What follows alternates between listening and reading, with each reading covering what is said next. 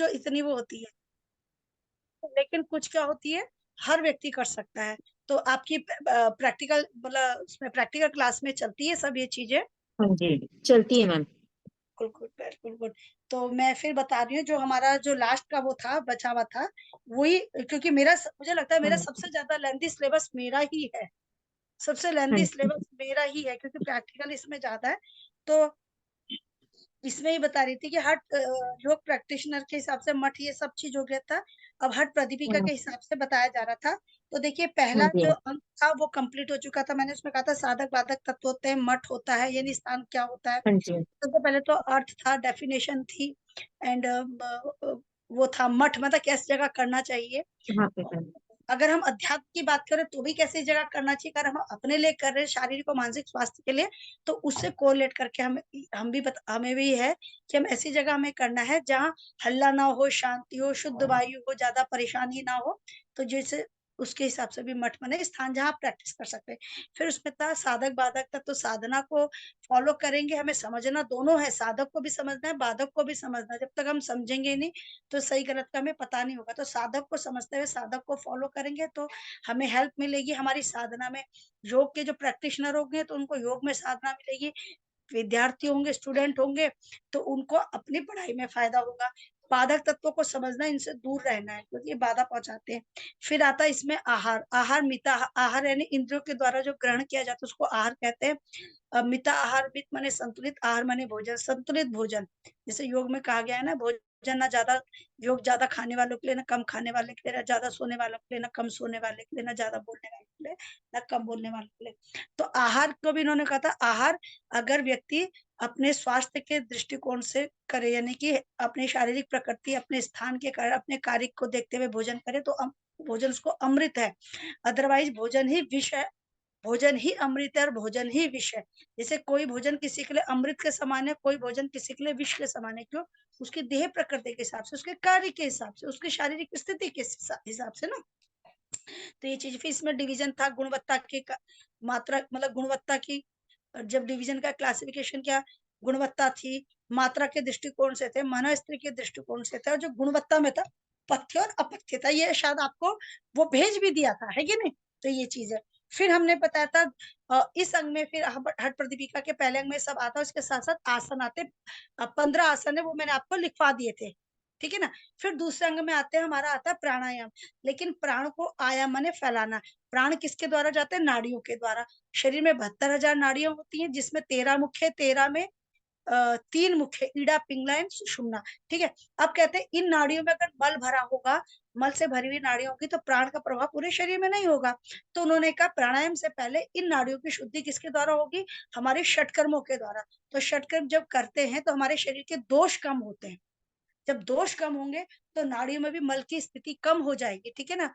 तो दोष कहते हैं वात पित्त कफ का बैलेंस करना। इसके बाद हम अनुलोम विलोम करते हैं ताकि नाड़ी हमारी और शुद्ध हो जाए। फिर हम नाड़ी शोधन करते हैं ताकि और शुद्ध हो जाए। उसके बाद हम प्राणायाम में आते हैं। और हट प्रदीपिका में और घैरन संहिता में, दोनों में 8 प्राणायाम है। तो हट प्रदीपिका के भी मैंने प्राणायाम बताया था। उज्जाई हो गया, सूर्य भेदी हो गया, भस्त्रिका, भ्रामरी, शीतली, शीतकारी, प्लावनी और मूर्छा। जिसमें हमारा सूर्य भेदी था, उज्जाई था, भस्त्रिका था। ये गर्मी को देते हैं, ठीक है। गर्मी की गर्मी उत्पन्न करते हैं, तो इसलिए ये कफ संबंधित रोगों के लिए फायदेमंद होता है। और वात संबंधित रोगों के लिए फायदेमंद होता है, क्योंकि ठंड में ये कफ और वात का ज्यादा जोर पकड़ता है। उस तरह से शीतली, शीतकारी होते हैं, ये गर्मी में करने चाहिए ताकि ये शरीर में मतलब शीतलता प्रदान कर सके और गर्मी में होने वाले दोषों को दूर कर सके। प्लावनी जो होता है, देखिए प्लावनी का क्या होता है, एक सिद्धांत था जब हमने 10th में पढ़ा था, उत्प्लावन का सिद्धांत। ये मतलब कुछ भी चीज को अगर पानी में डाली जाए तो वो अपने भार के बराबर पानी को वहां से हटाता है। इससे जो जहाज होता है वो पानी में तैरता है, लेकिन उसमें डूब जाती है। तो वैसे ही प्लावन में क्या होता है, प्लावनी में हमें हवा को पानी की तरह पीना है, पेट में भरना है।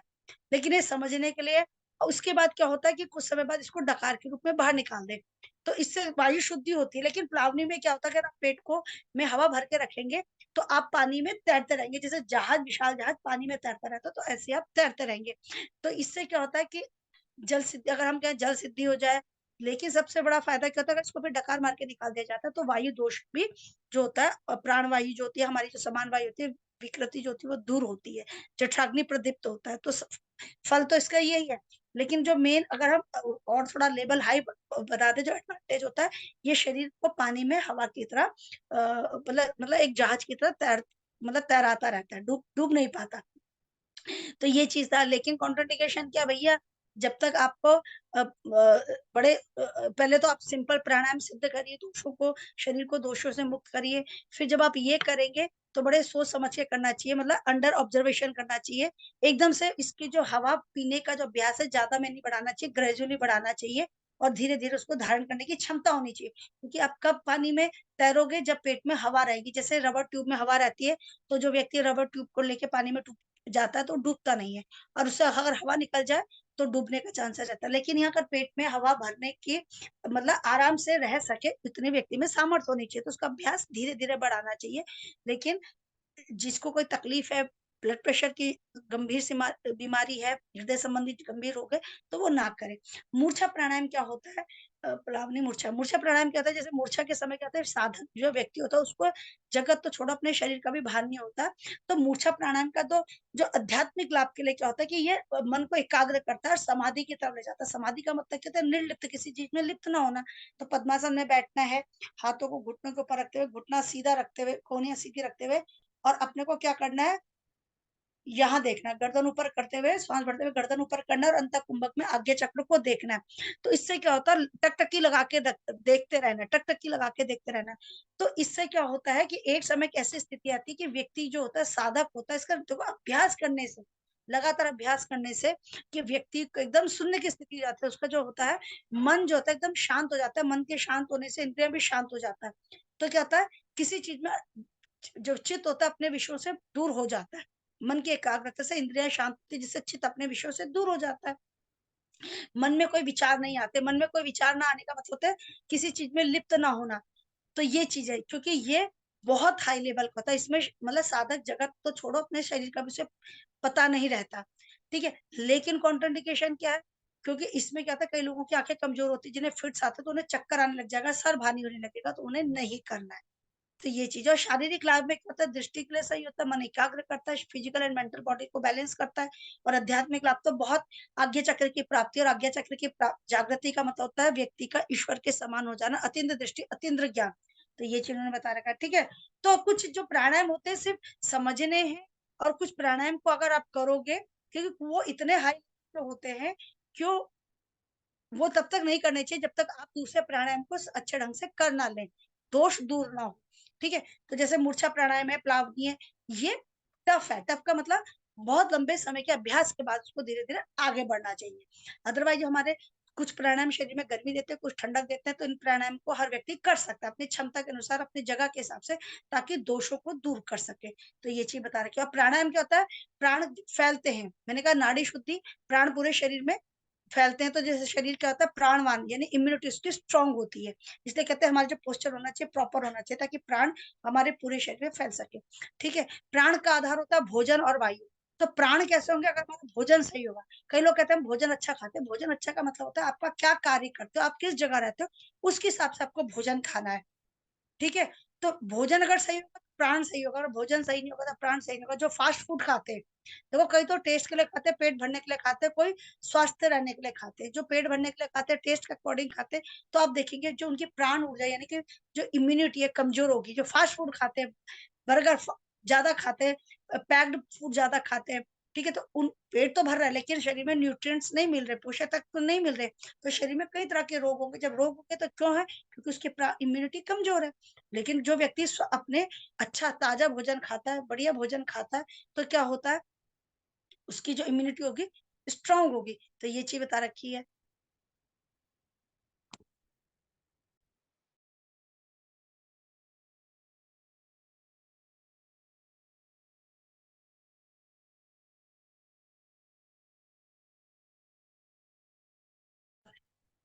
मेरी क्लास है ना बाद में, अब म्यूट करने से रुकेगा तो चलता ही रहता है।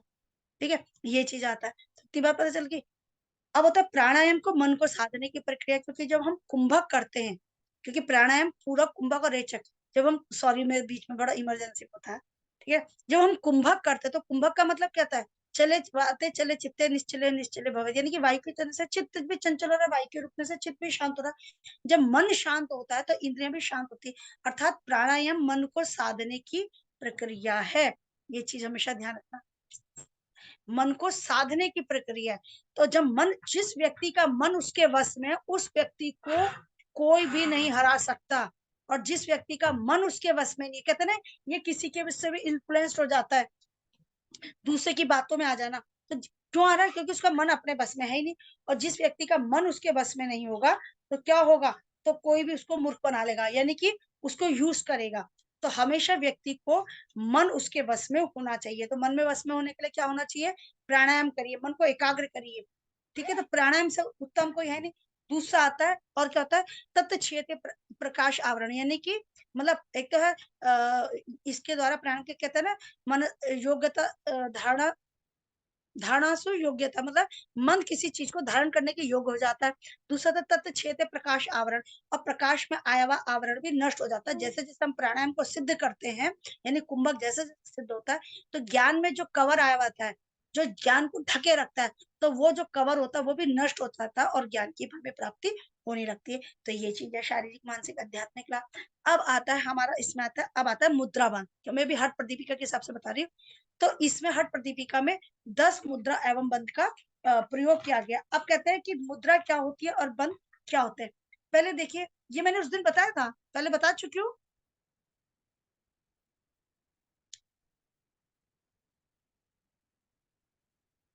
बताया था मैम, तो उसको अश्विनी छोड़, मुद्रा वगैरह ये तो सब मैंने बताई थी आपने। नाम भी बता दिए थे मैंने, हट मतलब हट प्रदीपिका के हिसाब से मुद्राओं के नाम भी बता दिए थे नहीं 10। मैम, नहीं बताया।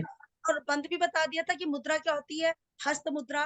देखो मुद्रा क्या होती है, योग में मुद्रा का मतलब होता है हम्म। विशेष स्थिति, चाहे वो विशेष स्थिति हाथ की हो चाहे चेहरे की हो। तो हाथ की स्थिति को हस्त मुद्रा कहते हैं, चेहरे की स्थिति को भाव मुद्रा कहते हैं। ठीक है, बंध क्या होता है? बंध, इसमें साधक अपनी क्षमता के अनुसार अपने शरीर के अंदर की मांसपेशियों को संकुचित करता है। जब मांसपेशियां संकुचित होती है, जो वायु की गति होती है, प्राण उपप्राण है ना, क्योंकि वायु के बिना पितर कफ दोनों पंगु है। जो वायु की जो स्वाभाविक गति होती है उसकी दिशा बदल जाती है। वायु की जो स्वाभाविक गति होती है, जब सबसे पहले है क्या है, फिर से बताती हूँ व्हाट इज अ बंध। योग में बंध का मतलब क्या होता है कि साधक अपनी क्षमता के अनुसार अपने शरीर के अंदर की मांसपेशियों को संकुचित कर लेता है। संकुचित होने से क्या होती है? मांसपेशियां टाइट होगी। और जब मांसपेशियां टाइट हो जाएगी, जो वायु की गति है वो दिशा परिवर्तन कर देगी, दिशा परिवर्तन कर देगी। फिर इससे क्या होता है? तीसरी चीज, ऐसा करने से कुंडलिनी शक्ति की जागृति होती है। ओके, इतनी बात समझ आई? तो बंद क्या होता है, अब हम बताते हैं। जैसे फॉर एन एग्जाम्पल, अगर फिर होता है अब फिर मैं एक चीज बताऊंगी, अगर हम कहते हैं कि मुद्रा कितनी होती है हर प्रदीपिका के हिसाब से, तो क्योंकि मुद्रा एवं बंध तीसरे नंबर पे आता है, इसमें पूरी 10 की 10 लिखना है, ये नहीं कि मुद्राओं के नाम लिखना है, 10 की 10। अगर आता है बंध कितने, तो पूरे 10 के 10 लिखना है। और किसी चीज को एक्सप्लेन करने को कहा गया, चाहे मुद्रा या बंध को, तो आप अगर कहा कि मुद्रा को एक्सप्लेन करिए तो आप उद्यान बंध भी कर सकते हैं। और कहा था बंध को एक्सप्लेन करिए, तो आप को जो आपकी खेचरी मुद्रा होती है, ये विपरीत करनी मुद्रा होती है, आप उसको भी कर सकते हैं। क्योंकि दोनों एक ही उसमें आता है, अंग में आता है, एक ही चैप्टर में आता है। क्लियर? तो इसको आप पूरा 10 के 10 लिखेंगे। तो 10 के 10 कौन से है? नंबर है हमारे हट प्रदीपिका के हिसाब से 10 मुद्रा बंध कौन सी है? पहले होती है मूल बंध, ये लिख लीजिए, मूल बंध, जालंधर बंध, उद्यान बंध, महाबंध। इतना हो गया, मूल बंध, जालंधर बंध, उद्यान बंध, महाबंध। फिर होता है महामुद्रा, महावेद मुद्रा, वेद वेद कहते हैं ना, वेद ना, आर पार करना, महावेद मुद्रा, खेचरी मुद्रा, खेचरी विपरीत करनी मुद्रा,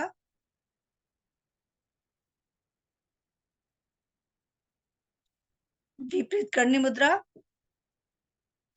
बज्रौली मुद्रा एंड शक्ति चालिनी मुद्रा। बज्रौली और शक्ति चालिनी मुद्रा। क्लियर? अब मैं मूल बंध के बारे में बताऊं। अच्छा, इसमें सबसे पहले क्या होता है, आप पद्मासन में बैठिए, आप सुखमय आसन में बैठिए, जो स्थिति आपको सही लगती है। श्वास भरते हुए गुदा को ऊपर की तरफ संकुचित करना है। श्वास भरते हुए गुदा को ऊपर की तरफ ले जाना, ऊपर की तरफ ले जाना है। तो जब ऊपर की तरफ खींचेंगे तो क्या होगी, गुदा की मांसपेशियां टाइट होने लगेगी, क्योंकि एक एक मसल्स होती है, स्फंक्टर्स मसल्स होती है, वो हमारी गुदा के पास, वो भी लॉक हो जाएगी। अब मैंने कहा था अपान वायु का स्थान क्या होता है, नाभि से नीचे। वो क्या करता है, अपान वायु मल मूत्र का त्याग करता है, प्रसव के समय गर्भ को बाहर निकालता है। तो क्या होता है, जब हमने मूल बल लगाया, श्वास बढ़ते हुए गुदा को, एनएस को जब हमने ऊपर की तरफ खींचा, यानी कि गुदा की मांसपेशियों को संकुचित किया, तो अपान वायु जो नीचे जाती है वो कहाँ जा रही है, ऊपर की तरफ। अब हमारे क्या था, मूलाधार चक्र में क्या होती है, हमारी शक्ति सोई हुई होती है। महिलाओं में गर्भाशय ग्रीवा बता रखा है, और पुरुषों में क्या बोला है, उसकी स्थिति बता रखी है। तो ये करते हुए शक्ति को, अपान वायु का झोंका उस शक्ति को लगेगा, तो क्या होगा, लगातार के अभ्यास से, मूल बंद के लगातार के अभ्यास से, तो धीरे धीरे क्या होगी, वो शक्ति जागृत होगी कि नहीं होगी। और जब हम फिर अभ्यास करते रहेंगे तो चक्रों को भेदित करेंगे। चक्र माने दरवाजे, सहस्रार में स्थित शिव से मिलेगी। देखो नाड़ी क्या होती है, रस्ते, नाड़ियां क्या है, रस्ते। जब रस्ते सही होंगे तो शक्ति यानी कि एनर्जी का फ्लो भी उन रस्तों में होगा। जब शक्ति जागृत होगी, जब वो ऊपर चलेगी, नाड़ियों की जो रस्तों के द्वारा ऊपर चलेगी, नाड़ियों के थ्रू ऊपर चलेगी हमारी जो एनर्जी, तो वो क्या करेगी, धीरे धीरे चक्र माने दरवाजों को खोलेगी। जैसे आपका घर, अगर आपका घर इन केस सेकंड फ्लोर में है, ठीक है विद्या रानी जी, सेकंड फ्लोर में या थर्ड फ्लोर में, तो आप जब जगे होंगे और ग्राउंड फ्लोर में आप हो, और ग्राउंड फ्लोर में अगर सो गए आप, तो कैसे आप दरवाजों को खोलोगे, हर हर फ्लोर का दरवाजा नहीं खोलोगे ना। और दूसरी चीज है, उस फ्लोर में हर दरवाजे के पास जाने के लिए आपको रास्ते कैसे चाहिए, साफ चाहिए, क्लियर चाहिए, भीड़ भड़ाका नहीं चाहिए। अगर भीड़ भड़ाका होगा तो आप दरवाजे तक पहुंच ही नहीं पाओगे। तो इस ये एग्जाम्पल थोड़ा वियर्ड है, फिर मैं कहती हूँ मेरे एग्जाम्पल बड़े वियर्ड होते हैं। तो शक्ति क्या, एनर्जी है। तो एनर्जी कैसे ऊपर जा रही है, क्योंकि नाड़ियों पहले प्राणायाम, षटकर्म और प्राणायाम के द्वारा जो हमने, जो दोष थे, प्राणायाम क्या करते हैं, मलों को नाश कर लेता है। षटकर्मों से दोष कम होते हैं, बैलेंस होते हैं, और जो प्राणायाम होते हैं पूरे दोषों का नाश कर लेता है। तो यानी कि रास्ते खुल गए। तो जो हमारी शक्ति है वो एनर्जी है, जब वो जागृत होगी तो वो रास्ते जब खुले मिलेंगे तो क्या करेगी, वो आगे की तरफ चलेगी और दरवाजों को खोलेगी, यानी कि चक्रों को खोलेगी, एक के बाद चक्रों से ऊपर ऊपर जाते जाते सहस्त्रार में स्थित शिव से मिलेगी। तो इतनी बात समझ आई, मेरे एग्जाम्पल बड़े वेयर थे, लेकिन समझ लेना मैं क्या कहना चाह रहा हूँ। ये समझ आ रहा है, हाँ जी, सबको समझ आ रहा हाँ जी मैम, समझ आ रहा है। है जी नहीं। मैम। तो ये चीज है क्लियर। तो अब इतनी बात समझे, तो अब आगे चले। तो हमने जैसे मूल बंद लगाया, क्योंकि इससे तीसरे नंबर पे है, या पहले हमने षटकर्म करा दूसरे अंग में, फिर हमने नाड़ी अनुलोम विलोम किया, फिर नाड़ी शोधन प्राणायाम किया, क्योंकि अनुलोम विलोम बोला उसमें कुंभक नहीं लगता। फिर धीरे जब प्रैक्टिस हो जाए, फिर हमने नाड़ी शोधन प्राणायाम किया, कुंभक लगाने की प्रैक्टिस करी। फिर धीरे धीरे जब ये अच्छा होने लग जाए, फिर हमने देह प्रकृति के हिसाब से जो प्राणायाम थे वो किए। जब वो सिद्ध होने लगे तो मन भी एकाग्र होने लगा। तो मुद्रा एवं बंध क्या करता है, ये स्थिरता लाता है। स्थिरता कैसे, शारीरिक और मानसिक स्थिरता। क्योंकि हमारा जो मुद्रा एवं बंध है, ये आसन और प्राणायाम का कॉम्पैक्ट फॉर्म है, कॉम्पैक्ट फॉर्म है। क्योंकि हमने कहा सुखमय आसन, पद्मासन, अर्ध पद्मासन, स्वस्तिक आसन, सिद्धासन में बैठिए, श्वास भरते हुए आप एनएस को पढ़ जाइए।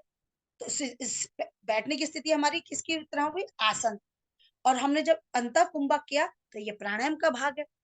अब अपान वायु जो हमने कुंभक एनस को ऊपर लॉक कर दिया, संकुचित कर दिया, तो अपान वायु जो नाभि से नीचे से मल के मतलब एनस से बाहर आ रही थी, प्रसव के समय बच्चे को बाहर आ रही थी, तो ठीक है वो कहाँ गई, उसका रास्ता ऊपर चला गया। तो जो शक्ति सो रखी है वायु के प्रचंड वेग से, लगातार जब हम लगातार करेंगे 1 2 3 दिन लगातार अभ्यास से, तो क्या होगी, प्रचंड वेग से क्या होगी, शक्ति जागृत हो जाएगी। फिर धीरे धीरे फिर अभ्यास करते रहेंगे, वो चक्रों को भेदित करेंगे, यानी कि हर जगह के दरवाजे खोलेगी और धीरे धीरे सहस्रार में स्थित शिव से मिलेगी। तो ये इसके कारण, इसलिए कहते हैं मुद्रा बंध क्या होता है, धैर्य लाता है, स्थिरता लाता है, सॉरी स्थिरता, शारीरिक और मानसिक। ठीक है। दूसरा क्या करता है, ये शक्ति जागरण के लिए उत्तम होती है। तो अब मूल बंध है, मूल बंध का तो आध्यात्मिक लाभ तो मैंने बता दिया, शक्ति की जागृति, मन का एकाग्र करना। भाई मन एकाग्र होगा तभी तो आप कुंभक होल्ड कर सकते हो, क्योंकि कुंभक है, अंत कुंभक है, तभी तो होल्ड हो रखा, तो मन की एकाग्रता, ये चीज होता है। ये हमारे आध्यात्मिक लाभ है। ठीक है। और कहते हैं जब जब व्यक्ति का मन एकाग्र होता है तो इंद्रियां भी शांत होती है। तो ये सेलिबेसी, ब्रह्मचर्य, सेलिबेसी की ब्रह्मचर्य, एक तो सेलिबेसी होती है, शरीर की लास्ट धातु शरीर में ही संरक्षित हो रही। जब हम मूल बंद लगा रहे हैं तो जेनाइटल ऑर्गन अंदर की तरफ संकुचित हो रहे, तो शरीर की लास्ट धातु क्या हो रही, मन के एकाग्र होने से हमारी जो इंद्रिय में विचलित नहीं हो रही है, तो शरीर की लास्ट धातु शरीर में स्टोर हो रही है, प्रोटेक्ट मतलब संरक्षित हो रही है। तो ब्रह्मचर्य प्रतिष्ठायम वीर्य लाभ, तो शरीर की लास्ट धातु शरीर में संरक्षित होने से शरीर क्या हो रहा है, वज्र के समान। पहले तो ब्रह्मचर्य ये होता है सेलिबेसी। दूसरा ब्रह्मचर्य का मतलब था ब्रह्म का आचरण। जब आपका मन एकाग्र होगा, इंद्रियां शांत होगी, तो क्या होगा, हम ब्रह्म को समझने के, ब्रह्म ने सत्य को समझने के लिए, आत्मा को समझने के लिए हम आचरण करेंगे। आचरण का मतलब होता है हमारा रहन सहन, खान पान, हमारे पठन पाठन उसके आचरण में लग जाएगा, उसको समझने में लग जाएगा। तो ब्रह्मचर्य के दो अर्थ पता चल गए, तो आध्यात्मिक लाभ पता चल गया मूल बंध का। अब शारीरिक लाभ की बात है। हमने मूल बंध लगाया, एनएस को ऊपर की तरफ खींचा, जेनाइटल ऑर्गन अंदर की तरफ है। जिन महिलाओं में बच्चेदानी बाहर आने का खतरा रहता है, जिन कहते हैं ना कई महिलाओं में बच्चेदानी बाहर की तरफ होती है, डॉक्टर्स कहते हैं नहीं, ऐसा नहीं कि आफ्टर मैरिज कईयों का, तो ऐसे प्रैक्टिस करने से बच्चेदानी अंदर की तरफ आती है, पहली चीज। ओके, अपान वायु ऊपर जाने से, हम जब ऊपर खींचते तो हम देखते हैं ना हमारी जो बड़ी आंत का जो नीचे वाला पार्ट होता है, छोटी आंत का जो नीचे वाला पार्ट होता है, टाइट भी हो रहा है, जब हम उसको रिलीज कर रहे हैं तो खुल भी रहा है, टाइट हो रहा है, खुल भी रहा है। तो ये आंतों की क्रियाशीलता बढ़ाता है। तो आंतों की क्रियाशीलता यानी कि जो इनएक्टिव था उसको एक्टिव कर लेता है। तो जिससे क्या होगा, अपान वायु की पूर्णता दूर हो जाएगी, तो मल मतलब उत्सर्जन और प्रजनन तंत्र संबंधित रोग नहीं होंगे। जिन महिलाओं में कंसीव ना करने की शिकायत होती है, उनकी वो तकलीफ दूर होगी। तो ये इसके शारीरिक लाभ होते हैं। तो इतनी बात पता चली, थोड़ा चले। तो शारीरिक लाभ तो ये है, इसलिए योग का कुछ भी एक अंग करो, लेकिन उसमें पूरा फोकस करो कि क्या एक अंग दब रहा है। क्योंकि हम योग, देखो फिर मैं कहूंगी, योग के जो भी पार्ट करते हैं हम, उसमें मल्टीपर्पस होता है। हम कोई भी अंग करते हैं पर्टिकुलर एक जगह नहीं, इसका पूरे शरीर में इफेक्ट पड़ता है। और योग ऐसी चीज है, देखिए फिर मैं कहूंगी, योग नेचुरोपैथ जो है, ये शरीर को सप्लीमेंट नहीं देती कि तुमसे ये नहीं हो रहा तो हम ये करें, कहते नहीं, क्योंकि हमारे हर अंग का काम काम करना है, और हर अंग के अपने अलग अलग काम है। तो योग के द्वारा, योग के जितने भी नेचुरोपैथ के द्वारा हम, क्योंकि योग में आसन ये सब क्या होता है, वायु के तत्व है, कोई कहीं जल तत्व, अगर हम वो करेंगे षट कर्म करेंगे तो जल तत्व और अग्नि तत्व का समावेश है। तो कहते हैं जो नेचुरोपैथ और जो जो योग है, ये क्या करता है, ये अंग जो निष्क्रिय हो जाते हैं या इनएक्टिव हो जाते हैं, आलसी हो जाते हैं, इनकी क्रियाओं के द्वारा वो अंग धीरे धीरे क्या होते हैं, सक्रिय होने लगते हैं। जब अंग सक्रिय होंगे तो डिजीज यानी कि जो रोग है वो भी धीरे धीरे नष्ट होने लगेगा। इसलिए योग क्या करते हैं, शरीर के अंगों को क्रियाशील बनाते हैं। तो इतनी बात समझ आई। तो इसलिए इसका शारीरिक और आध्यात्मिक लाभ पता चला मूल बंध का। क्लियर, थोड़ा आगे चलें। देखिए, अगर फिर मैं कहूंगी, अगर हम ब्लॉक लगा के रख सकते अंत कुंभक में, तो 30 सेकंड हो गया, 40 सेकंड हो गया, ठीक है, कर लिया, मेंटेन कर लिया। लेकिन हमें लगता है हमें 10 सेकंड से ज्यादा हम होल्ड नहीं कर सकते, तो लॉक लगाइए, और 10 सेकंड के बाद अंत कुंभक, तो 10 सेकंड 20 सेकंड जितना होल्ड, उसके बाद लॉक लगा के रखिए, फिर धीरे से श्वास छोड़िए, लेकिन लॉक लगाते हैं, फिर गहरी लंबी सांस लीजिए, फिर लॉक लगा के रखिए। ठीक है, अगर आपको लगता है थक गई मसल, तो धीरे से रिलीज कर दिए स्टार्टिंग में, फिर एक दो गहरी लंबी श्वास भरते हुए धीरे से फिर लॉक करिए, फिर धीमे धीमे श्वास छोड़िए, धीमे धीमे श्वास लीजिए। देखिए, इसका सबसे अच्छा एग्जांपल है, फिर कहूंगी बड़ा ही वियर्ड एग्जांपल है। अगर आप स्कूल पास करने जाएं, फ्रेश होने जाएं, अगर आपके वॉशरूम में क्या होता, कोई होता, तो आप क्या करते हो, एकदम से एनएस को ऊपर लॉक कर देते हो, और श्वास पर श्वास कितना धीमे धीमे करते हो कि तेज तेज से करते हो, बहुत धीमे धीमे। क्योंकि आपको पता है, अगर हमारा एनएस लूज कर देंगे तो दिक्कत फिर क्या हो जाती है, जैसे बच्चों का नहीं करने की टेंडेंसी होती है, बच्चे नहीं टाइट कर पाते, इसलिए क्या होता है, वो मलमूत्र का त्याग कर लेते हैं। तो इसी तरह से हमें ये चीज करके रखनी है। ठीक है, अपनी क्षमता के अनुसार जितना कुंभक हो सके, बहुत अच्छी बात है, 30 सेकंड 40 सेकंड, नहीं हो सकता तो 20 सेकंड में रिलीज कर दीजिए, एक दो लंबी डीप ब्रीथिंग के बाद दोबारा से उसको मैम मूल एक बंद। क्वेश्चन है हाँ जी, यहाँ पर कि आपने वो मूल बंद और मुद्रा बंद, मूल बंद को आप मुद्रा बंद भी कह सकते हैं क्या? देखो मूल बंद है, मूल को बांधना, हाँ, बांधना। पर अगर लेकिन आप जैसे किसी मुद्रा में बैठ के मूल बंद कर रहे हो। दोनों के आप ऐसा नहीं कर सकते। हर हर उसका, जितना मुझे याद है, हर चीज का अलग रोल होता है। एक बार में एक चीज फोकस, मूल बंद यानी मूल को आप क्या कर रहे हो, जड़ को नहीं, बांध। ये मेरा मेरा क्वेश्चन ऐसा नहीं है। मेरा मेरा क्वेश्चन है कि जैसे हम मूल बंद लग कर रहे हैं, लेकिन हमने नॉर्मल मुद्रा कोई लगा के स्ट्रेट बैठे हुए हैं, बट लगाई तो हाँ, हमने मुद्रा है, ये वाली है ना। ज्ञान मुद्रा है, वो ज्ञान मुद्रा है, हाँ, अदर ज्ञान मुद्रा नहीं। मुद्रा है। हाँ, हाँ, ये कर सकते हैं, ये कर सकते हैं, हम ध्यान मुद्रा कर सकते हैं, ध्यान मुद्रा कर लेकिन सकते हैं, तो हम इसको क्या कहेंगे फिर? मुद्रा के साथ आपने बंद लगाया है। नहीं, उसको हम रहेगा, मेन फोकस बंद में ही रहेगा, क्योंकि वो हाँ, उसमें हम अदर वो नहीं करें, क्योंकि ध्यान मुद्रा ज्ञान मुद्रा क्या है, ये एक मतलब रिलैक्सेशन पॉइंट है। रिलैक्सेशन का क्या कहेंगे हम, मन की एकाग्रता को बढ़ाने के लिए। ये क्या होता है, जो हमारे जो मेंटल जो मन इधर उधर भागता उसको स्टेबल करने के लिए ध्यान, जैसे कहते हैं ना ध्यान मुद्रा, ध्यान का मतलब मन को एक जगह लगा रहे हैं। ज्ञान मतलब ज्ञान भी कब प्राप्त होगा, जब मन एकाग्र होगा। ये मतलब मन की एकाग्रता को, अपने फोकस जो होता है ना, मन को एक जगह से केंद्रित करने के लिए होता है। तो आप इसमें कर सकते हैं, लेकिन आपको कि लिंग मुद्रा के साथ ये करें, ये नहीं, वो फिर अलग हो जाता है। ये नॉर्मल मुद्रा है, ये ज्ञान मुद्रा ध्यान मुद्रा ये नॉर्मल है।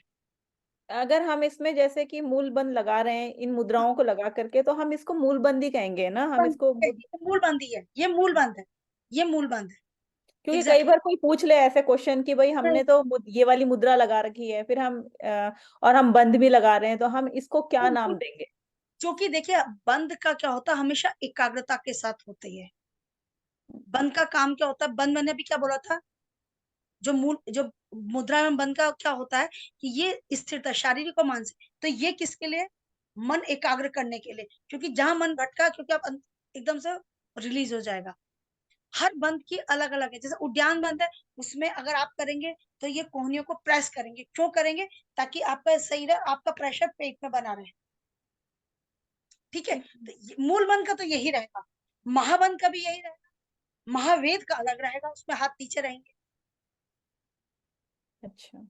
ठीक है ना, वेद का मतलब आर पार करना, जैसे अर्जुन ने क्या करा था, मछली की आंखों को आर पार किया था, वेदना, वेदना सॉरी। तो इतनी बात समझ आई। अब आता उद्यान बंद। उद्यान का मतलब होता है, जैसे कि पक्षी क्यों उड़ते हैं, क्योंकि उनकी जो हड्डियां क्या होती है, बिल्कुल खोखली होती है। तो कहते हैं कि इसको करने से क्या होता है कि आप आप स्ट्रांग हो जाते हैं। अब इसमें क्या होता है, पद्मासन। अब देखिए, फिर मैं एक चीज कहूंगी, दिमाग से हट जाता है बीच में, हमारा उद्यान बंद हम खड़े में भी कर सकते हैं और बैठ के भी कर सकते हैं। उद्यान बंद खड़े में भी कर सकते हो, बैठ के भी कर सकते हैं। इसमें आप पद्मासन में बैठ के, अर्ध पद्मासन में बैठ के, जो स्थिति आपको सही लगती है, वैसे हो सके तो पद्मासन में बैठना, पद्मासन में बैठना चाहिए, क्योंकि इसको करने के बाद महाबंद, और महाबंद के बाद हम मुद्रा करते हैं, तो हमारी पद्मासन में लगती है। हमने बैठा, ठीक है, कोहनियां सीधी क्यों करनी है, क्योंकि हमारे घुटने को प्रेशर कहाँ दे रहे हैं हम, जमीन की तरफ, कंधा पीछे। हमने गहरी एक दो लंबी सांस ली, श्वास भरते हुए क्या करना है, पेट फुलाना है, श्वास छोड़ते हुए नाभि पीठ की तरफ। फिर एक दो गहरी लंबी सांस, प्रश्वास के बाद जब गहरी प्रश्वास करेंगे ना स्टार्टिंग में,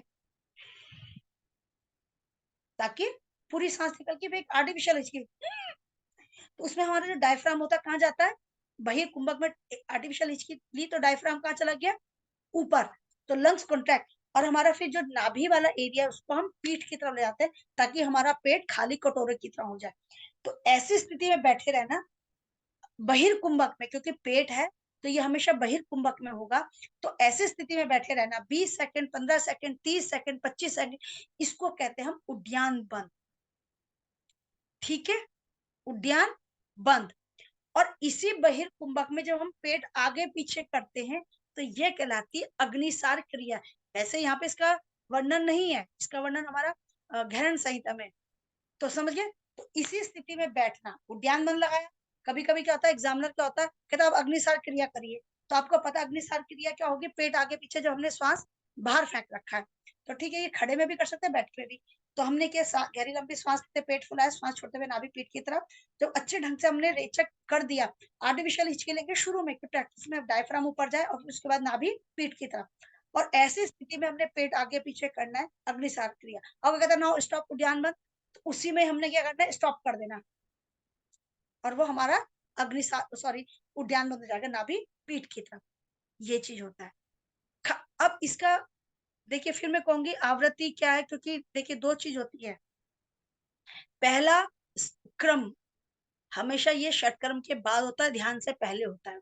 मुद्रा बंद का जो अभ्यास होता है प्राणायाम के बाद होता है, षटकर्मों के बाद होता है, आसन के बाद होता है, लेकिन ध्यान से पहले ये चीज, ठीक है, ध्यान से पहले। क्योंकि मैंने क्या कहा, ध्यान कब लगाएंगे, जब आपकी शारीरिक और मानसिक स्थिरता बढ़ेगी।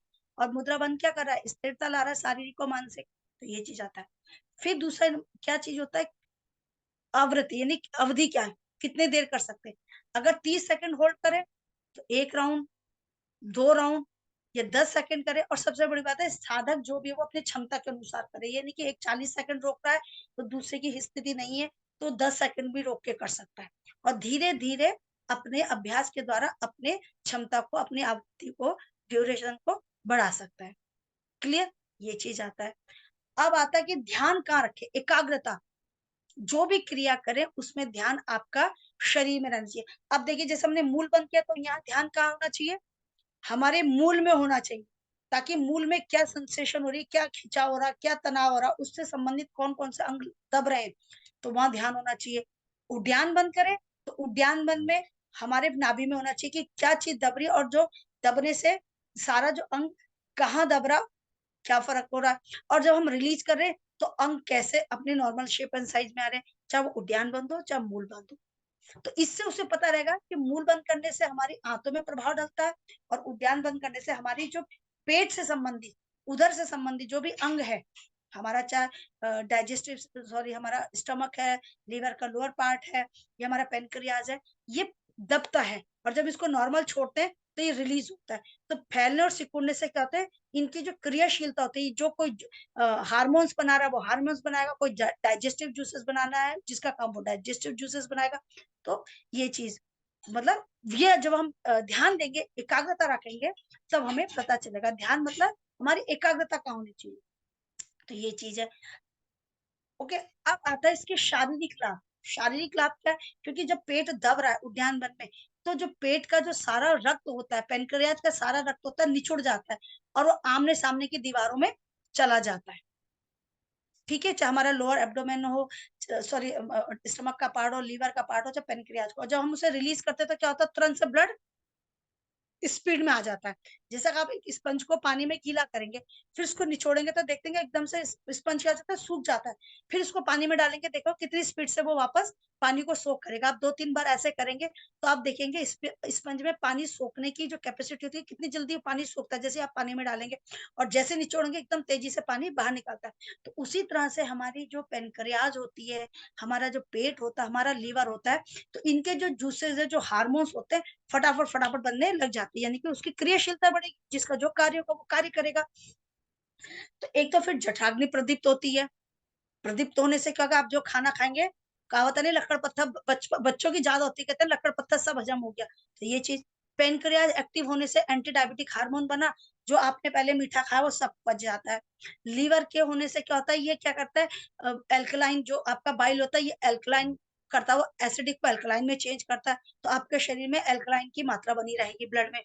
तो ये चीजें, तो इससे क्या होता है, शरीर शुद्ध हो रहा है, जो खाना खाया आपने डाइजेस्ट होगा, मल त्याग सरलता से हो गया, ना डायबिटिक हुई, और दूसरा क्या होगा, एसिडिक अल्कलाइन में चेंज हो गया। तो ये इसके फायदे हैं। इसलिए कहते हैं ना कि जो व्यक्ति तरल खाना खाता है, मुलायम खाना खाता है, उसको कॉन्स्टिपेशन नहीं होती। लेकिन जो फास्ट फूड, हार्ड फूड खाता है और जो लिक्विड नहीं होता, तरल मतलब जो सरलता से, जैसे कई लोगों के जिनके दांत नहीं होते, तो उनको रोटी क्या करते हैं, दाल में भिगा देते हैं आधे 15-20 मिनट पहले, तो कितनी जल्दी डाइजेस्ट होता है। छोटे बच्चों को जब देते हैं बिल्कुल ऐसे बना के देते हैं। तो उसी तरह से क्या होता है, खाना जल्दी से डाइजेस्ट होने लगता है और सरलता से मल त्याग भी होने लगेगा, क्योंकि पाचन सही हुआ तो मल त्याग भी सही होगा। तो ये चीज हमको बता रखी है। अब कहते हैं इसके दूसरा, इसके जो पीछे हमारा फैलने और सिकुड़ने का जो असर पड़ता है, हमारा एडिनल ग्लैंड, जो हमारे किडनी के ऊपर एक टोपी की तरह आकृति होती है, इसका जो काम होता है डू एंड डाई के समय काम आता है। फिलहाल मैं यही बताऊंगी, ठीक है ना। अब ये क्या करता है कि ये विपरीत स्थिति में आपको संघर्ष के लिए तैयार करता है, ये चीज होता है। अगर 24 घंटे भी नहीं रहना चाहिए, अदरवाइज क्या होगा, हार्ट बीट बढ़ जाएगी, ठीक है, तो कई घातक है। लेकिन समय के हिसाब से तो ये भी एक्टिवेट होता है, तो ये इसके फायदे होते हैं। अब आता है इसका कॉन्ट्राइंडिकेशन, जिसका, और ये फायदा किसको, जिसको ठंड ज्यादा लगती है, जिनको इंडाइजेशन रहता है, ठीक है, जिन्हें कफ संबंधी रोग होते हैं, क्योंकि गर्मी बढ़ी, कफ का मेल्ट। अब कहते हैं कॉन्ट्राइंडिकेशन क्या है, ये सूर्य भेदी जैसे लाभ है इसके, और थोड़ा उसमें अंग हो रहा है कि अंग दब रहे हैं तो उसके भी बेनिफिट है। अब कॉन्ट्राइंडिकेशन क्या है, जिनका ब्लड प्रेशर हाई होता है, पित्त प्रधान शरीर, जिन्हें गुस्सा ज्यादा आता है, जो बहुत चंचल होते हैं, ठीक है, जो बहुत ज्यादा कहते हैं ना कि इंट्रोवर्ट, इंट्रोवर्ट के लिए तो फायदा होता है, लेकिन जो बहुत ज्यादा पब्लिकली जो बैठने वाले होते हैं, कई लोग होते हैं बहुत ज्यादा लोगों के बीच में बैठने वाले, तो अकेला नहीं रह पाते, तो उनको ये नहीं करना चाहिए।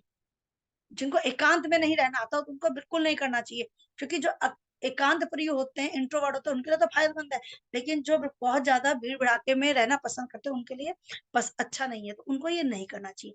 फिर कहूंगी, क्योंकि इसको करने से शरीर में गर्मी बढ़ती है, अगर आप सर्दियों में करें तो भी पर्याप्त मात्रा में पानी, पर्याप्त का मतलब नहीं एक बार पिए, पूरे दिन में पानी का लेवल सही रखे, अदरवाइज क्या करेगा, शरीर में पानी की कमी करने से कई रोग उत्पन्न हो जाएंगे, जैसे सूर्य भेदी प्राणायाम में है, या गर्मी देने वाले प्राणायाम है। क्योंकि गर्मियों में तो हम पानी पी लेते, लेकिन सर्दियों में नहीं पीते, तो हमें पानी का इंटेक भी प्रॉपर करना चाहिए। तो इतनी बात पता चली। अब आता है जलंधर बंद। जलंधर बंद इंडिविजुअल है, अगर आपको अगर इंडिविजुअल, तो आप इसे चाहे बहिर्कुंभक में करे चाहिए अंतकुंभक में करे। भाई इसमें ठुड्डी को आपके कंठकूप में, यानी कि चिन्ह आपके स्टर्नम में लग जाएगी, बैक शुड बी स्ट्रेट। अगर इंडिविजुअल, जैसे मैं कहती हूँ कि सैनिक तुम्हें आपको वो करना है, जलंधर बंद करना है, तो आप चाहे बहिर्कुंभक में किया, सैनी ने बहिर्कुंभक में किया और श्रद्धा ने अंतकुंभक में किया, क्योंकि इंडिविजुअल है, तो आप अपने उसमें करेंगे। तो इसमें ऐसा नहीं कि आप जैसा आपको सही लगे तो आप अपने हिसाब से वो करेंगे। क्लियर?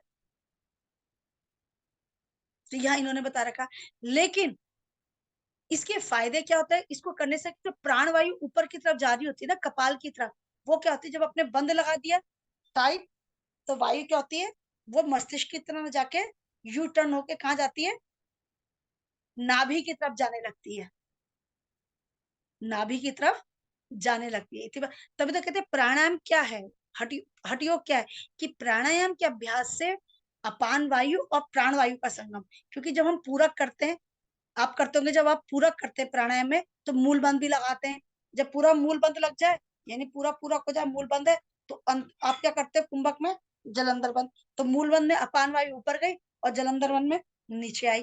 तो प्राणायाम के अभ्यास से अपान वायु और प्राण वायु का संगम ही हट योग है। तो जलंधर बंद क्या करा, जो प्राण वायु ऊपर जा रही है, इतना टाइट करते ना मसल्स, तो वायु मसल्स के टाइट होने से क्या होगी, मांसपेशियों के टाइट होने से क्या होगी, वायु नीचे की तरफ आ रही है, तो उसको ऊपर जाने का रास्ता नहीं मिल रहा। जैसे आप बगीचे में पानी देंगे और पाइप को मोड़ देंगे तो क्या होगा, पानी आगे नहीं जाएगा, तो ये चीज है। तो प्राणवायु ऊपर ना जाके कंठ से नीचे की तरफ आती है।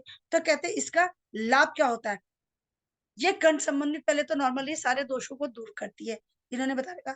अब कहते हैं देखिए, शिव जी ने क्या किया था, लॉक लगा दिया था ना, लॉक लगाने से जो जहर था वो क्या था, वो हृदय प्रदेश में नहीं गया। पहला तो ये इसका लाभ होता है, खुदा ना खास्ता कोई, अब ये नहीं कि मैंने बोला खाने लग जाओ, ये सिद्धि सिद्धि की भी बात होती है, फिर मैं कहूंगी, तो कुछ ऐसी चीज होती है तो कंठ से नीचे नहीं आती। और सबसे बड़ी बात है, कहते हैं हृदय में क्यों कहा जाता है, प्रसाद क्या होता है, अगर आपने देखा होगा पहले चरण नमक कैसे मिलता था, छोटे छोटे 3 चम्मच देते थे, प्रसाद भी थोड़ा होता था, क्यों, ताकि वो कंठ से नीचे, सॉरी हृदय तक जाए। लेकिन कुछ ऐसी चीज कहते हैं ना, कि अगर आप कुछ नेगेटिव सुन रहे हो, देख रहे हो, कहते हैं उसे कंठ से नीचे हृदय में उसको स्थान नहीं देना चाहिए। क्यों नहीं देना चाहिए, क्योंकि हृदय जैसा होता है वैसे आपके भाव बनते हैं, ठीक है। तो कहते हैं गलत चीजों को अपने हृदय में स्थान नहीं देना चाहिए। तो अब ये चीज है, तो इसलिए कहते हैं भोजन प्रसाद उतना ले जो हृदय में समा जाए, मल रूप में भरना है। लेकिन कोई भी नेगेटिव, इवन मेरी कोई बात आपको गलत लगती है तो उसे कंठ से नीचे ले, उसको हृदय में स्थान ही मत दो। हृदय में स्थान कब नहीं दोगे, जब आप यहाँ की मसल्स को टाइट कर देंगे, यानी कि बस ऊपर ही ऊपर, वो हृदय में नहीं गई। उसी तरह से शिव जी ने क्या कहता है, जिसको लॉक कर दिया था तो जहर कहाँ नहीं जा पाया था, हृदय में। तो इट मीन्स व्हाट, तो ये कहते हैं ये व्यक्ति को जरा मरण से मुक्त करती है, ये चीज उन्होंने कहा।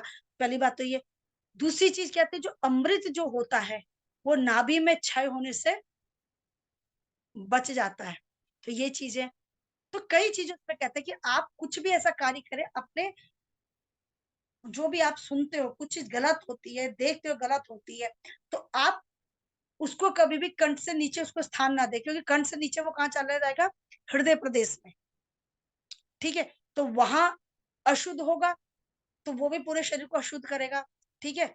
ये चीज बता रखी है। जहर भी वहां गया तो पूरे शरीर में जहर फैलेगा, पहली चीज है। भोजन का जो सार होता है प्रसाद, वो हृदय तक जाना चाहिए, उससे नीचे नहीं जाना चाहिए, नहीं तो मलरूप में नहीं जाना चाहिए। दूसरी उन्होंने कहा कि जो भी विषाक्त पदार्थ होते हैं अगर आपने कर दिए तो वो आपकी मतलब इसको कर देंगे विषाक्त पदार्थ, तो उन्होंने कहा कि नीचे मैम नहीं आपकी आएगा। वॉइस नहीं आ रही है। हेलो। सैनी जी मुझे तो आ रही है। अब आ रही है। हाँ अच्छा। अब आ नहीं, रही है, बीच में हो गया था। हाँ दूसरी चीज क्या है कि अगर जैसे अमृत, जो हमारे बिंदु चक्र से अमृत टपकता है, जब आप जलंधर बंद लगा लेते हैं तो जैसे शिव जी ने क्या कहा था, उसे हृदय में नहीं आने दिया, लेकिन जो अगर अमृत होता है तो वो आपकी नाभि में नष्ट होने से, जलने से बच जाता है, क्योंकि नाभि का स्थान क्या होता है, अग्नि का एरिया होता है। तो ये चीज उन्होंने बता रखी है। लेकिन कॉन्ट्राइंडिकेशन क्या है, जिनको सीवियर सर्वाइकल स्पॉन्डिलाइटिस की शिकायत होती है वो नहीं करनी चाहिए, ठीक है। अच्छा, इसके और आध्यात्मिक लाभ तो है, इसके साथ साथ क्या होता है, क्योंकि जब दिमाग पे ऑक्सीजन की ब्लड सप्लाई कम होने से ऑक्सीजन सप्लाई कम होती है तो व्यक्ति क्या होता है, उसकी जो साधना का स्तर क्या होता है, गहरा हो जाता है। योगी कहते हैं ना कि योगी का दिमाग शांत हो जाता है, हार्ट बीट भी धीरे धीरे शांत हो जाती है योगी। क्यों? क्योंकि जब प्रेशर जब यहाँ पड़ेगा पहले तो दर्द मतलब धक धक धक ज्यादा होगा, लेकिन धीरे धीरे यहाँ भी कम होने लगेगा। तो ये क्या होता है, हार्ट बीट को भी धीरे धीरे अभ्यास के द्वारा कम करता है। मस्तिष्क में ऑक्सीजन सप्लाई, ब्लड सप्लाई कम होने से, ऑक्सीजन सप्लाई कम होती है तो मन भी धीरे धीरे एकाग्र शांत होने लगता है, ताकि इंद्रिय अंतर्मुखी होती है। इसलिए योगी का अगर आप देखते होंगे, कहते हैं ना कि अगर कोई नॉर्मल व्यक्ति को कहो कहते हैं तो मर गया, लेकिन योगी क्या करता है, अपने मन को एकाग्र कर देता है, उसका हार्ट बीट को भी एकदम शांत कर देता है प्रभाव से। लेकिन कॉन्ट्राइंडिकेशन क्या है कि भैया जिनको हार्ट डिजीज है, जिनको अस्थमा है, जिनको फिट्स पड़ते हैं, चक्कर आते हैं, जिनके दिमाग मस्तिष्क में कोई चोट है, कोई ट्यूमर है, ये सर्वाइकल स्पॉन्डिलाइटिस की शिकायत है, तो गलती से भी जलंधर बंद का प्रयोग ना करें। तो इतनी बात समझ आई। अब आता है महाबंद। महाबंद यानी कि मूल बंद, उद्यान बंद और जलंधर बंद, तीनों का एक साथ लगना। तो इसमें पद्मासन में बैठना है, ठीक है, कमर गर्दन सीधी, श्वास भरते हुए तो हमने मूल बंद लगाना है, यानी कि गुदा को ऊपर खींचा, गुदा ऊपर लॉक हो गया, फिर श्वास छोड़नी है, गुदा लॉक है, श्वास छोड़नी है धीरे धीरे मुख से, गुदा लॉक करते हुए, और आर्टिफिशियल हिचकी नाभि पीठ की तरफ, क्योंकि उद्यान बंद हमेशा बहिर्कुंभक में होता है, और इसी बहिर्कुंभक में, उद्यान बंद में और बहिर्कुंभक में हमें जलंधर बंद लगाना है। तो ये हमारा कहलाता है महाबंद। यानी मूल बंद पूरक करते हुए तो आपने मूल बंद किया, अब मूल बंद तो लगा रखा है, फिर हमें रेचक करना है, मूल बंद लगा हुआ है, एनएस टाइट है, गुदा टाइट ऊपर की तरफ संकुचित है, फिर हमने मुख से पाइप बनाते हुए धीरे धीरे रेचक करना है। बहिर्कुंभक में ही हमने पेट को नाभि की पीठ की तरफ ले जाना है, और इसी बहिर्कुंभक में जलंधर बंद, गर्द कमर सीधी रहेगी। अब रिलीज कैसे करना है, तो पहले तो सबसे पहले जलंधर बंद रिलीज किया, गर्दन सामने की, फिर श्वास को लेते लेते हमने क्या किया, उद्यान बंद रिलीज किया, और धीरे धीरे धीरे हमने मूल बंद भी रिलीज किया। पहले मूल बंद लगा, उद्यान बंद लगा, फिर जलंधर बंद लगा, और जब हम रिलीज करेंगे 1 2 3 4 4 3 2 1, तो पहले हमने जलंधर बंद रिलीज किया, गर्दन सामने की, फिर श्वास भरते भरते हमने क्या किया, उद्यान बंद रिलीज किया, और धीरे धीरे हमने मूल बंद रिलीज किया। तो इतनी बात पता चली। इसको कहते हैं हम महाबंद। यानी फिर पूरा करते करते हमने मूल बंद लगाया, गुदा को ऊपर की तरफ संकुचित किया, गुदे को ढंग से संकुचित किया, फिर रेचक किया, रेचक करते करते नाभि को पीठ की तरफ लेके, और इसी बहिर्कुंभक में फिर हमने जलंधर बंद किया, यानी ठुड्डी को कंठकूप में लगाया, यानी कि चिन्ह को अपने स्टर्नम में, back should be straight. 1 2 3 4 5 6 7 8 9 10, 10 second, 20 second, 15 second, 30 second. उसके बाद रिलीज कैसे करेंगे, सबसे पहले गर्दन सामने, अभी उद्यान बंद लगाया, बंद भी लगवाया, गर्दन सामने, फिर धीरे धीरे श्वास भरते हुए पेट फुलाएंगे तो उद्यान बंद रिलीज, और धीरे धीरे हमें एनएस भी रिलीज करना है। तो इतनी बात समझ आई। तो ये हमारा महाबंद है। अब कहते हैं फायदे क्या, देखिए इसमें फायदा, शारीरिक फायदा मूल बंद का है, और आध्यात्मिक फायदा भी मूल बंद का, जो मैंने पहले बताया था। इतनी बात पता चली। शारीरिक फायदा उद्यान बंद में, और कॉन्ट्राइंडिकेशन भी है। अच्छा हाँ, मूल बंद का कॉन्ट्राइंडिकेशन क्या, मूल बंद किसको नहीं लगाना चाहिए, जिनके गुदा में जैसे कट रखा हो या गुद भ्रंश हो रखा हो, ठीक है, कोई घाव हो, कटा हो, तो उन्हें नहीं करना चाहिए मूल बंद। तो सेम यह है, उद्यान के फायदे क्या है, शारीरिक फायदा है। उद्यान बंद का आध्यात्मिक फायदा क्या है कि एक बार कुंडली शक्ति यहाँ आ जाए तो अधोगामिनी होती है, धीरे धीरे ऊपर की तरफ जाती है। तो आध्यात्मिक फायदा भी पता चल गया, शारीरिक फायदा भी पता चल गया, और कॉन्ट्राइंडिकेशन भी पता है कि हाई ब्लड प्रेशर वालों को नहीं करना है, पेप्टिक अल्सर वालों को नहीं करना है, पित्त प्रधान शरीर को नहीं करना है, गुस्से वालों को नहीं करना है, चिड़चिड़ों को नहीं करना चाहिए, ये उसमें है। ठीक है, इतनी बात आई। फिर जलंधर बंद भी पता है, इसके शारीरिक फायदे भी बताए और आपके आध्यात्मिक फायदे भी बताए, और कॉन्ट्राइंडिकेशन भी किस किस को नहीं करना है। तो ये महाबंद, जिसमें तीनों बंद एक साथ लगते हैं, मूल बंद, उद्यान बंद और जलंधर बंद। इतनी और चीजें हैं, और कुछ इसमें कोई दिक्कत, कोई परेशानी? आगे चले। हाँ जी, जी मैम।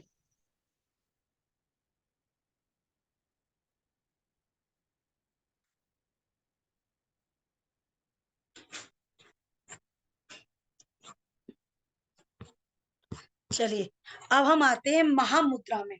महामुद्रा को महामुद्रा क्यों कहते हैं? इसमें दो बंद होते हैं, इसमें क्या होते हैं? दो बंद होते हैं, और क्या होता है? दृष्टि नासिकाग्र होती है। नासिकाग्र भी होती है और सांभवी भी होती है।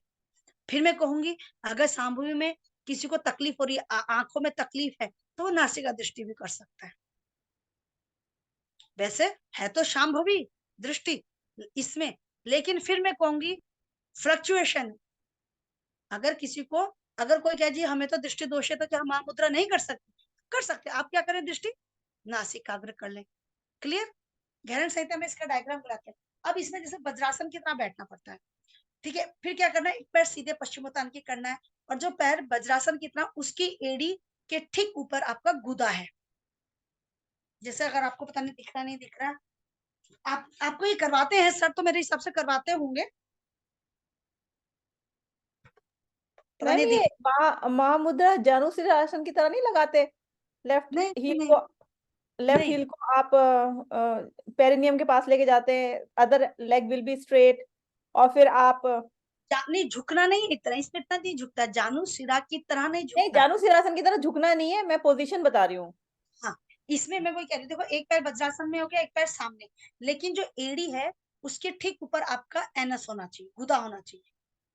उसके होने से क्या लग गया? मूल बंद लग गया। ठीक है। फिर सांस ले, हमारा हाथ पोजीशन घुटने में, जैसे हमने लेफ्ट लेग का हमने क्या किया, लेफ्ट पैर का हमने एड़ी लगा रखी है, एनस लेफ्ट पैर की एड़ी के ऊपर रख रखा है, और राइट पैर सीधा है। श्वास भरते हुए हाथ ऊपर, श्वास छोड़ते बस टच करना, पैर का पंजा टच करना, ज्यादा नहीं झुकना। श्वास भरा, ठीक है, और फिर श्वास भरते हुए हमने जलंधर बल लगाया, और क्या करना है? नस, ये शांभवी मुद्रा। इन केस होता तो शांभवी है, लेकिन कोई कहते जी अगर हमारी दृष्टि में कोई तकलीफ है, सिर दर्द होता है, तो हम ना करें। ठीक है, आप क्या कर लें? दृष्टि नासिकाग्र कर लें। ठीक है। अब इसमें कौन कौन से दो बंद लगे? क्योंकि इसमें उड्डयन बंद नहीं है, इसमें अच्छा, उड्डयन इसमें बंद उड़ान बंद नहीं लगता? पता नहीं, एक बुक है मेरे पास अयंगर जी की, उसमें उन्होंने उड़ान बंद लगा रखा है इसमें। नहीं। महामुद्रा में उड्डयन बंद नहीं लगता, इसमें सिर्फ दो बंद लगते हैं, मूल बंद और जलंधर बंद, जल। ओके। ठीक है। दृष्टि सांभवी है तो सांभवी, लेकिन फिर मैं कहूंगी किसी को अगर तकलीफ हो तो नहीं करेगा, नहीं, नासिका दृष्टि कर ले। क्लियर? अब देखिए इसमें वज्रासन के फायदे हैं। वज्रासन खाने के बाद क्या जाता है? वज्र नाड़ी दबती है, वज्र नाड़ी का संबंध सूर्य नाड़ी से, पाचन होता है, अग्नि जठराग्नि प्रदीप्त होती है, पाचन अच्छा होता है, ये हो गया। मूल बंद का फायदा है, क्योंकि अपान वायु कहाँ गई? ऑटोमेटिक लॉक लग गया ना, तो कुंडली शक्ति की जागृति के लिए हो गया। जलंधर बंद, क्योंकि इसमें उड्डयन बंद तो है नहीं, इसलिए ये कौन से कुंभक में? अंत कुंभक में, क्योंकि इसमें उड्डयन बंद नहीं है। देखो, अगर गुब्बारे में हवा भरेंगे और हवा भर के उसको अगर दबाएंगे तो क्या होगा? फटेगा। लेकिन पेट में अगर हमें हवा है नहीं, तो इसीलिए हमें अंत कुंभक में करेंगे ना, क्योंकि जब हम उड्डयन बंद कर रहे थे, दबा रहे थे पेट को, इसलिए हमने रेचक में किया। अब क्या हुआ? हमने मूल बंद, श्वास भरते हुए मूल बंद लगाया, और इसी अंत कुंभक में जलंधर बंद या ठुड्डी कंठकूप में लगाई, और ज्यादा नहीं झुकना है। और वैसे सांभवी दृष्टि है, नहीं तो नासिका दृष्टि। तो दो बंद लग रहे हैं, मूल बंद और जलंधर बंद। ठीक है। एक पैर सामने है, तो अब इसके यहां तक इतनी बात समझ आई। अब इसके फायदे किसको होंगे? देखो, पहले तो जो पैर सीधा है, तो जिनको पश्चिमोत्तान का फायदा है, जो ज्यादा नहीं झुक सकता उसके लिए फायदा है, क्योंकि झुकना है नहीं, बस पकड़ना है। तो जिनको स्लिप डिस्क है, जिनको मना होता है, तो उसको पश्चिमोत्तान के फायदे मिलेंगे। क्लियर? पैरों में खिंचाव आएगा, काफ मसल्स में खिंचाव होने से रक्त का जो सर्कुलेशन होगा प्रॉपर होगा। फिर वज्रासन का फायदा होगा, सूर्य नाड़ी के कारण जठराग्नि प्रदीप्त होती है, पाचन सरलता से होगा। चलिए, फिर आता, अब इतना हो गया पीठ। आगे हम अभी आसनों के बारे में करेंगे, क्योंकि हम थोड़ा आगे झुक रहे हैं, तो क्या हो रहा है, हमारी जो कमर की रीढ़ की हड्डी की जो मांसपेशियों में क्या होता है, फ्लेक्सिबिलिटी, लचीलापन बढ़ता है। ये चीज है। हल्का सा आगे जा रहे हैं, हम बहुत ही झुक रहे हैं, तो पेट क्या होता है, धीरे धीरे दबता है। पश्चिमोत्तान में तो बहुत दबता है, इसमें कम दब रहा है, तो क्या होता है, पेट में जो एक्सेस फैट होता है धीरे धीरे कम होने लगता है। जठराग्नि भी प्रदीप्त होती है पेट के दबने से, फिर जब वो नॉर्मल शेप उसमें आएगी। इतनी बात समझ आई? अब मैम, आते पर हैं, वज्रासन के अंदर तो हम एड़ी को एनएस के नीचे रखते ही नहीं है। लेकिन हम तो वैसे अभ्यास कर रहे हैं ना, वो तो हमने बिना हाँ, उसके पर हमने वो वज्रासन फिर तो ये तो वो हो गया ना, जानुशीर आसन का पोर्शन वो हो गया नहीं, ना, जानुशीर आसन कर रहे हैं ना हम फिर। एक सुनिए, लेग को एड़ी के नीचे कर रहे हैं, जैसे जानुशीर आसन में तीन विभिन्न ऑप्शन मसल। है। एक एक जो प्राइमरी है, फिर मिडिल है, फिर एडवांस है। तो जो मिडिल वाला है उसके अंदर हम एड़ी को एनएस के नीचे रखते हैं। तो एडी को हाँ, एनएस के नीचे रखने से क्या हो रहा है, क्या हो रहा है? वो तो आप सही कह रहे हो कि उससे आपकी वज्र नाड़ी दबती है और आपके जो, नहीं, लॉक लगा दिया हमने एनएस को, तो लॉक हाँ लगा लॉक दिया। तो लग ही रहा है, लॉक भी हाँ, लग रहा तो है। मतलब क्या पर होता है, वो लॉक फिर हम उसे है। वज्रासन के अंदर नहीं डालेंगे ना। नहीं। नहीं, वो तो वज्रासन की स्थिति में हमने किया है ना, वज्रा, पैर तो फोल्ड हुआ ही है, दब तो रही है, वो चीज है। वज्रासन में अर्ध वज्रासन है, पूर्ण वज्र नहीं है, अर्ध है। तो फायदा तो होगा, क्योंकि तभी तो कॉन्ट्रैक्ट दोनों में आएंगे। लेकिन इसमें क्या हो रहा है, ये ऑटोमेटिकली लग रहा है, इसमें मूल बंद, इस वज्रासन में मूल बंद। आप क्या करेंगे, अच्छा आपने शीर्षासन किया है, तो शीर्षासन में ऑटोमेटिकली मूल बंद लग रहा है। क्यों लग रहा है? अपान वायु कहाँ जा रही है, नीचे सर की तरफ जा रही है। ऊपर। ठीक है, तो किसी चीज में हम कुछ कुछ नहीं कर रहे हो, स्वतः ही हो रहा है। तो इसमें स्वतः ही हमारा मूल बंद लग रहा है। हाँ जी, चले, यहाँ हो रहा है। हाँ जी मैम, चलिए आगे। नहीं नहीं, क्लियर है कि नहीं, मैं पहले ये बताइए, इसमें हम नहीं नहीं, कर, मुझे वैसे नहीं, मुझे ऐसे कोई प्रॉब्लम नहीं है, इट्स ओके कि वो वज्रासन एक्चुअली हाँ, जो जानुशीर आसन है उसके तीन भाग दे रखे हैं ना, एक सबसे लोएस्ट, फिर मिडिल, फिर एक हाई लेवल किसमें का। तो उसमें जो मिडिल किसमें वाला है उसके अंदर हम, नहीं, तो किसमें है?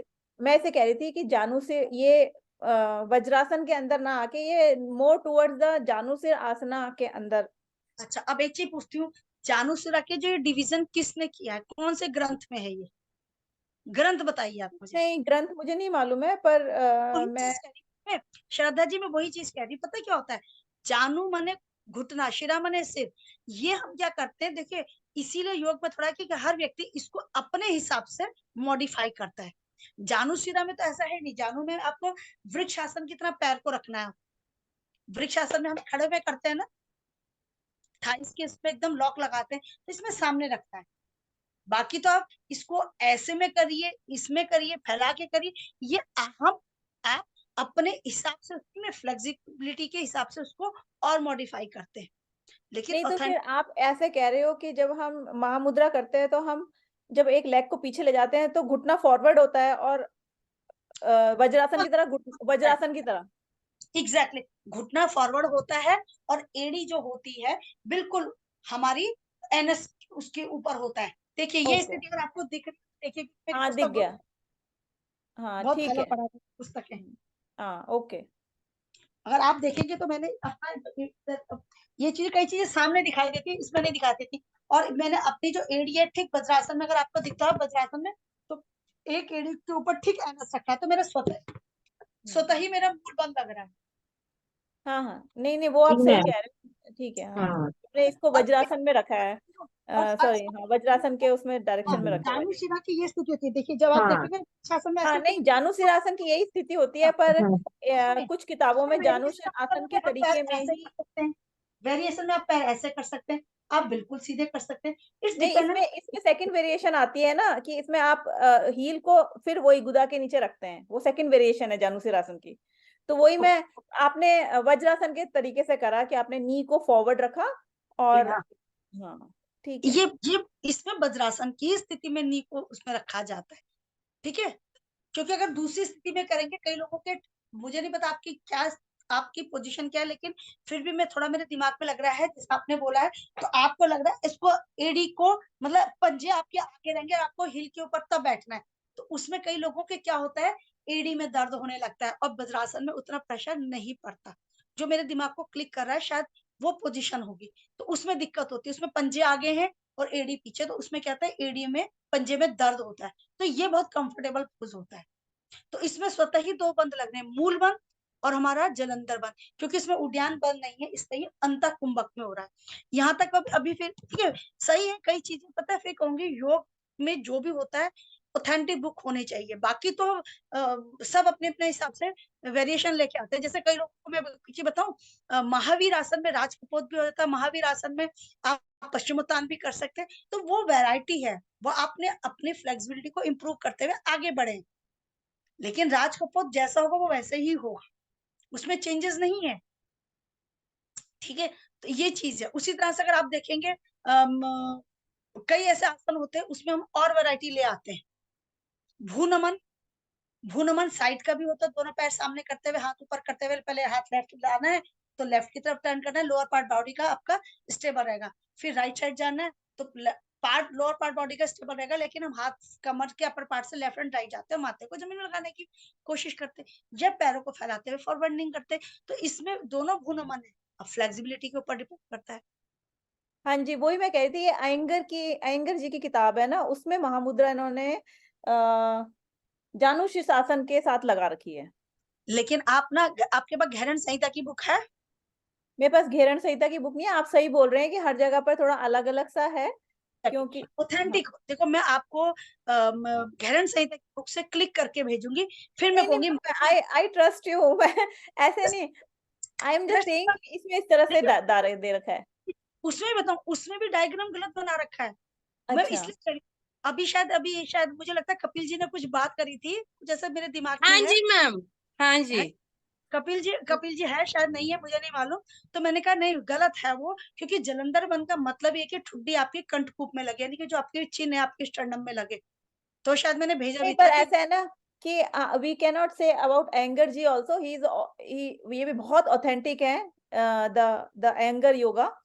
और जैसे वेरिएशन आप बोल रहे हैं ना, वो वेरिएशन आप भी सही बोल रहे हैं, वेरिएशन होगी, डेफिनेटली होगी, क्योंकि मैंने बहुत ये सारे आसनों में बहुत डिफरेंट देखो, वेरिएशन उन्हें ये नहीं देखे। करी पता, अयंगर जी किस उसमें, उन्होंने अपनी जो रिसर्च के हिसाब से वेरिएशन दी है। हाँ लेकिन जो घेरन संहिता ये हमारे समय की नहीं है, ये काफी पुरानी है, हाँ, महर्षि घेरन के समय की है। एग्जैक्टली उन्होंने उन्होंने ये चीजें करी हैं कि आप थेरापॉटिकली, ताकि आप मेडिसिन मोर वैल्यू के हिसाब से, और हमारी वाली में मोर टूवर्ड्स द मेडिटेशन के ऊपर होता था जब पुराने लोग करते थे। It was not more towards आपके मेडिकल व्यू के हिसाब से नहीं देखा जाता था, ये वाला more towards the medical view है। But exactly. दोनों ही सही हैं, मैं ये नहीं कह रही हूँ, दोनों सही है, but it's a good way to learn कि आपको, मुझे ये भी पता चला कि ऐसे भी कर सकते हैं, मतलब मैं ये कह एग्जैक्टली, रही मैं वही कह रही, पहले योग किस, देखो मैंने क्या कहा था, मठ, अगर आपने कहा होगा, मैंने कहा पहले मठ का होता था।